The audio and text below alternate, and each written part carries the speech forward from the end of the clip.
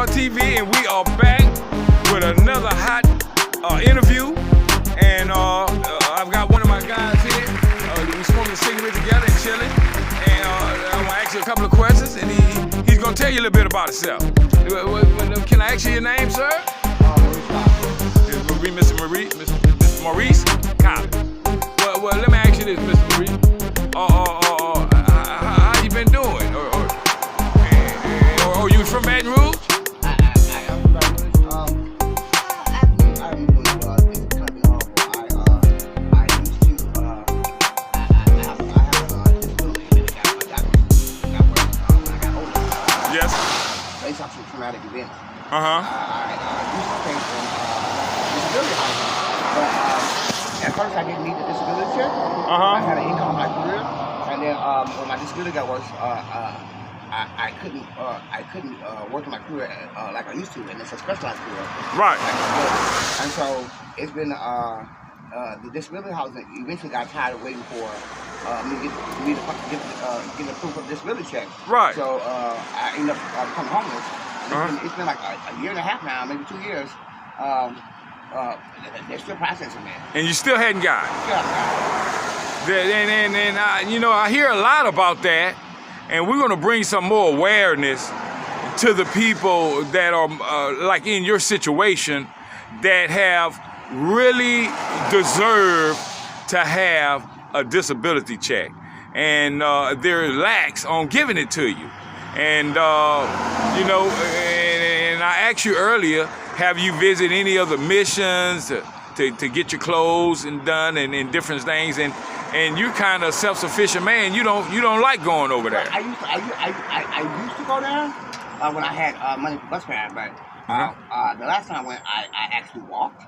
I almost passed out. So, oh no! And so I don't go because of that. Yes.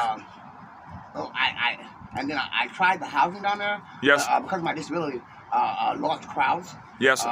Aggravated, so it didn't go well. So you had a previous felony or something? No, I have a clean record. Okay.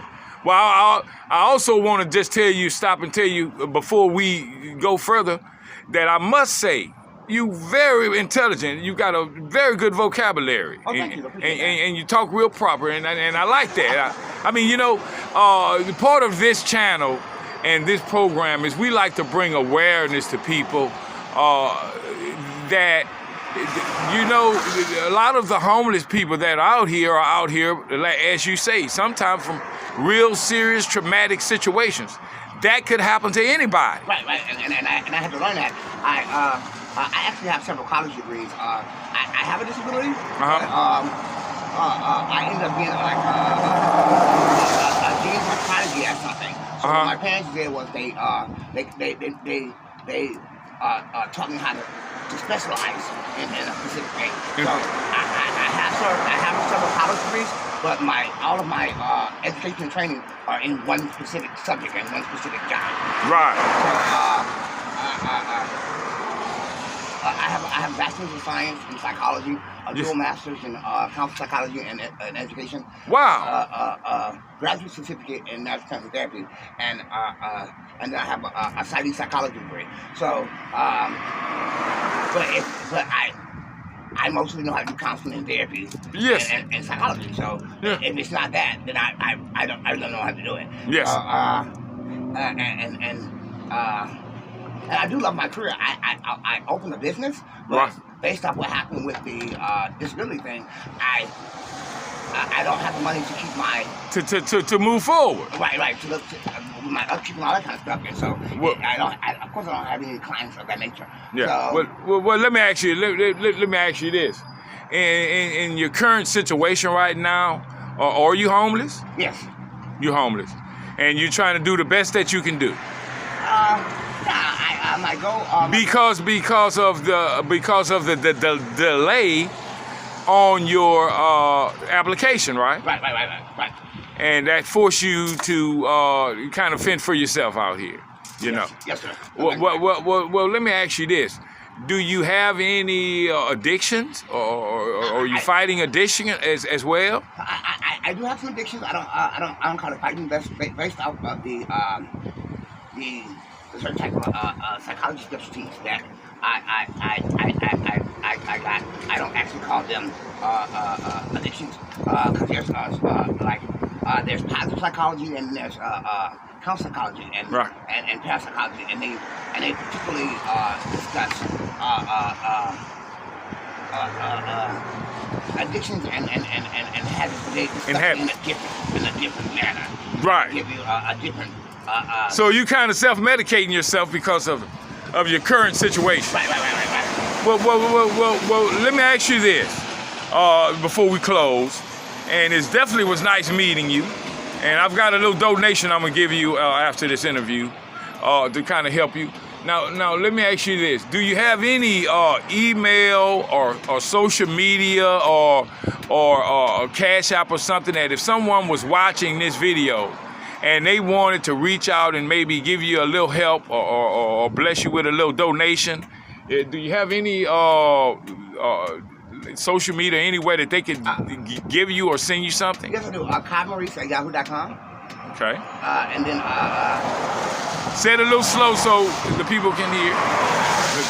We're traffic, excuses, y'all. Cobb, C-O-B-B. C-O-B-B. Maurice, M-A-U-R-I-C-E. Okay. At yahoo.com. Yahoo.com. Okay. Well, I want to tell you this. What's your plans? And well, I really love the new housing facilities that they built down the street, Drake's Landing. Right. And it reminds me of the type of housing I had before the tragic situation. Yeah. Right. And a lot of people don't like to live, but I actually like that. Right. A lot of HBCUs are built in hood areas. Yeah. So it's something that I'm in love with. So I'm hoping to get the disability check situated and get to Drake's Landing. And get there, okay. Well, one more other thing before we close.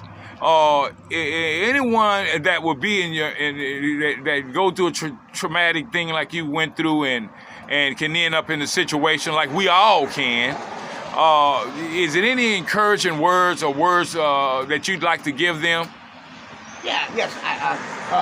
Stay positive. I know that people go, oh, positivity, it's overrated. But there's a discipline called positive psychology, and based off the techniques of it will help enhance what you're going through. Of course, it won't change what you're going through. Right. But it'll enhance. It help you mentally. It'll actually make sure that you receive and get things from it. Yes. Also, counseling psychology is a great thing. Right. Most people don't know a lot about counseling psychology. Right. Because a lot of doctors use clinical psychology. Right. But counseling psychology it will change your life, especially from life. And it'll teach you new ways of looking at life and new techniques to use while you're homeless, so that when you do. You can get back you get back to yourself and you'll be able to cope a little bit better. Right. Not only cope better, but it'll help you to understand. Like a lot of people don't understand, it can happen to anyone. Right. Somebody had to teach me that, so stuff like that. Yes, sir. Well, I tell you what, Mr.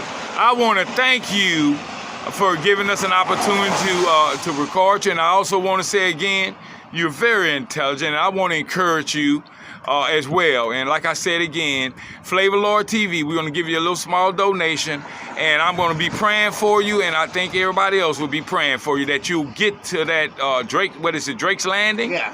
And then you'll be okay. But I know putting one foot ahead each day is a little step. So we want to pray for you and encourage you, and it was so nice meeting you and talking to you. Oh, thank you. And I love blessings. Like blessings are just as amazing as donations are, and I've learned that during this type of situation. So thank you. Thank you so much.